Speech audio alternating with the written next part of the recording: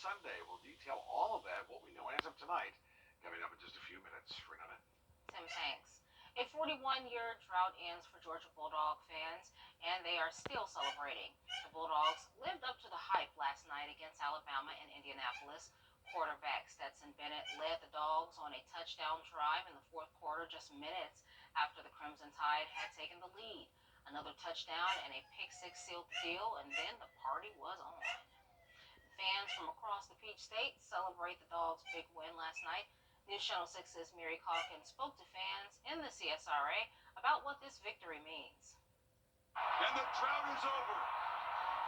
National champions at long last. The Georgia Bulldogs winning a national championship title after 42 years. The Georgia Bulldogs are the national champions. Fans erupted across Georgia and here in the CSRA. Myself and my two friends, we ran up and down our street screaming, holding a flag. Yeah, it feels good. Feels good. We've waited a long time. I feel like we got a lot more national championships ahead of us. For some, it means more than just a win. It's family, tradition. Generation to generation. I'm second generation, went to Georgia. Kirk Gillard says he was born during a Georgia football game. He says that put Georgia in his blood, and now he's passed it on to his daughter. My daughter, Ellie, it was her first day of school at Georgia. So she's had the best first day of school you have. They won a national championship. Go Dogs! Some fans say family ties to the university make the win even sweeter. My whole family, my cousin graduated from Georgia, my aunt graduated from Georgia, so we all bleed red and black. For fans looking to commemorate the win, Academy Sports opened their doors with national championship gear on the shelves. And it was crazy. There was a lot of excitement in the air, a lot of people excited to get some new gear. I have a daughter in California who's anxious for me to put some things in the mail. Picking through me, the wife, my dad, and a buddy of mine for now.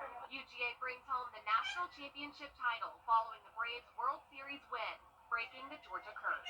As my doctor told me, it's not going to happen, and I'm seeing him tomorrow, and I can't wait to tell him, you're wrong. You can't really describe it. So I have a G tattoo here and an A here, so I've been a fan my whole life. So. In Augusta, Mary Calkins, Wjbf, News Channel 6. What an exciting time. Now, Shop and Barnwell got in on that action too, printing thousands of national championship t-shirts. TNT Printwear is making 15,000 shirts to celebrate the Dogs' big win.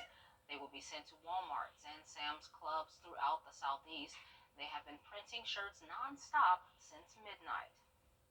It's really hardcore right now. We came in right after the game, and got started, so we're running around the clock to get these done. Now, the owner there is a Clemson fan, but he says he was rooting for the Dogs last night. Well, anyone who celebrated the Bulldogs' national championship with fireworks after the game may have violated state law that sets midnight as the cutoff time. Commissioner Catherine Smith McKnight says she got a lot of complaints about fireworks going into the wee hours after New Year's Eve. After this afternoon's committee meeting, McKnight suggested commissioners look into an earlier cutoff time for fireworks than that is allowed by the state. If it's not a holiday and it's a weeknight, we've got children getting up to go to school. We have parents that have to get up and go to work. People have PSTD, suffer from that. I don't see a reason why on a regular evening that fireworks should be going off.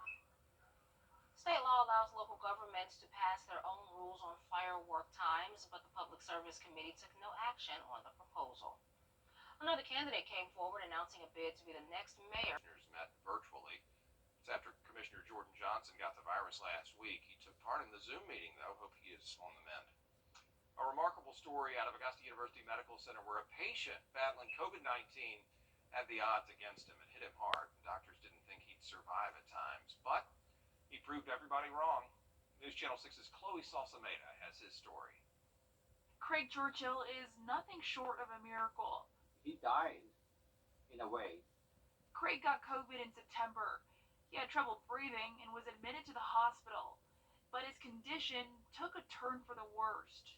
He had a cardiac arrest episode, and it took him 6 minutes to bring him back. Churchill was soon transferred to Augusta University Medical Center and placed on an ECMO machine. It's a last resort option that helps a person breathe while allowing their lungs to heal. He had a lot of ups and downs. I mean, there were times when we really thought he wasn't going to survive. Most patients spend about 2 weeks on the machine. He was on ECMO for 46 days. It's the longest any patient at AU Health has ever used it. The longer it goes, then there is risk that we may not be able to have the lungs recover enough.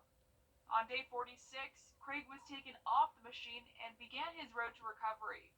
He is getting his strength back, a little at a time, almost off of the oxygen. It'll be a slow process. He's still recovering, which is why we weren't able to speak with him directly. He'll have to see physical, speech, and occupational therapists, but he hopes to be released from the hospital by the end of the month. It's truly remarkable. Craig's family can't thank the team at AU Health enough. I don't know if they will ever realize the impact that they had on us. In Augusta, Chloe Salsameda, WJBF, News Channel 6. Researchers at the dental and medical colleges of Georgia are working toward a treatment to prevent lung damage caused by the coronavirus. COVID-19 causes adult respiratory distress syndrome in some patients. It's difficult and painful to breathe. Many patients end up on those ventilators and ECMO machines or worse with permanent lung damage.